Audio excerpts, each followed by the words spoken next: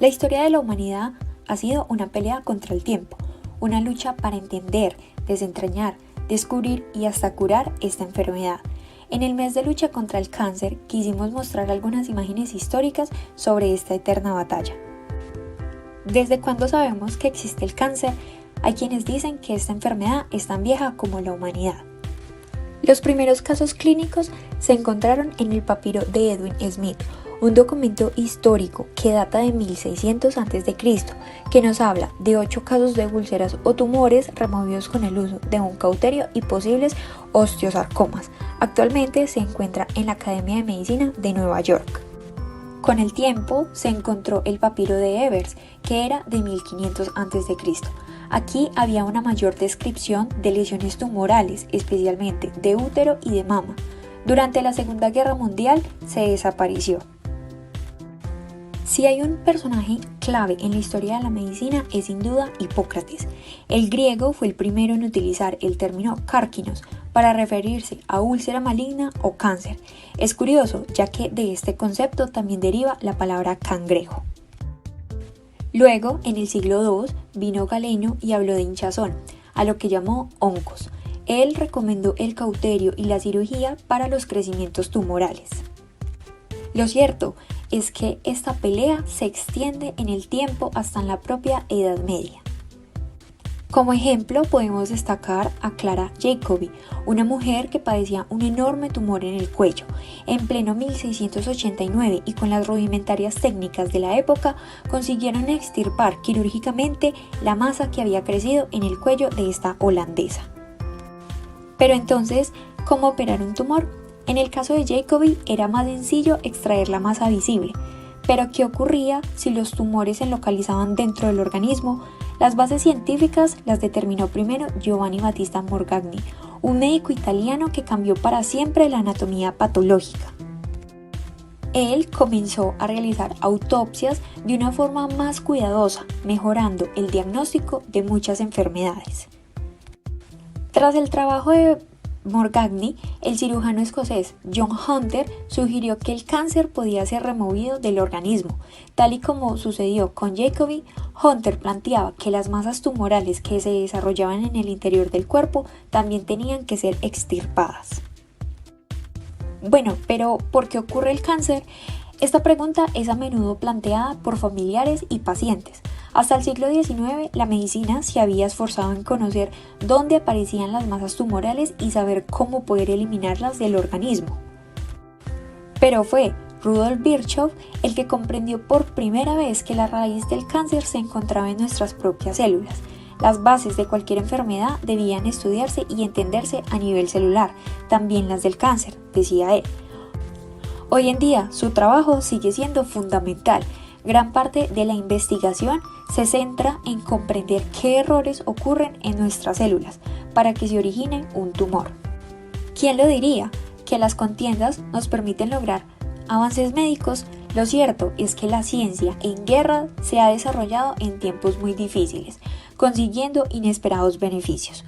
Uno de los más destacados es sin duda la llegada de la quimioterapia. Durante la Primera Guerra Mundial, cientos de soldados sufrían los efectos del temido gas mostaza. Este agente químico, utilizado por primera vez por el ejército alemán, era capaz de destruir la médula ósea. Solo en 1942, unos científicos de la Universidad de Yale decidieron investigar el porqué. Comprobaron que el gas mostaza era un compuesto alquilante capaz de modificar el ADN de nuestras células. Por tal, la quimioterapia se desarrolló gracias a la investigación del gas mostaza. Pero bueno, ¿cómo nació la radioterapia? Gordon Isaacs tenía solamente 7 meses cuando su madre le llevó al pediatra. La revisión médica no levantó sospechas, pero Helen sentía que algo no iba bien. Notaba que en la mirada de su hijo había algo extraño y sus sospechas eran ciertas. En 1955, un oftalmólogo descubrió que el niño sufría retinoblastoma doble en ambos ojos, un tipo de tumor infantil en el que las células malignas afectan a los tejidos de la retina. Los tratamientos existentes resultaban completamente amenazadores, pero entonces llegó el visionario Henry Kaplan, un médico pionero en el campo de la radiobiología. para probar con radiación de cobalto. Pero había un problema, jamás habían sido usados en un paciente real, menos en un bebé. Helen decidió aceptar la propuesta del médico, que conllevaría la hospitalización durante 6 semanas, en las que el niño tendría que ser anestesiado a diario para recibir sus dosis. Así ocurrió el nacimiento de la radioterapia, que luego sería aplicada con éxito por Kaplan en el tratamiento del linfoma de Hodgkin. Pero cuando descubrieron algunos carcinógenos, ahora las primeras sospechas sobre el tabaco se dispararon en 1939. Algunos científicos comenzaron a alertar de que el tabaco podía ser potente agente carcinógeno, pero las presiones de la industria tabacalera fueron demasiado fuertes. Solamente sucedió en 1970 que el presidente Richard Nixon anunciaba la prohibición de los anuncios de tabaco en radio y televisión. Pero bueno, la lucha contra el cáncer no ha estado exenta de dificultades. Tal vez quien mejor represente estos obstáculos sea Terry Fox, el deportista canadiense que encabezó la maratón por la esperanza. A la temprana edad de 19 años, Fox fue diagnosticado con osteosarcoma, un tumor maligno que afectaba a su rodilla. Los médicos no pudieron hacer más que amputarle la pierna para luego aplicarle un tratamiento a base de quimioterapia. Terry Fox supo que la administración de quimioterápicos le permitía tener un 50% de posibilidades más de vencer el cáncer, pero ese no era el porcentaje más sorprendente. Solo 2 años antes sus oportunidades se reducían al 15%.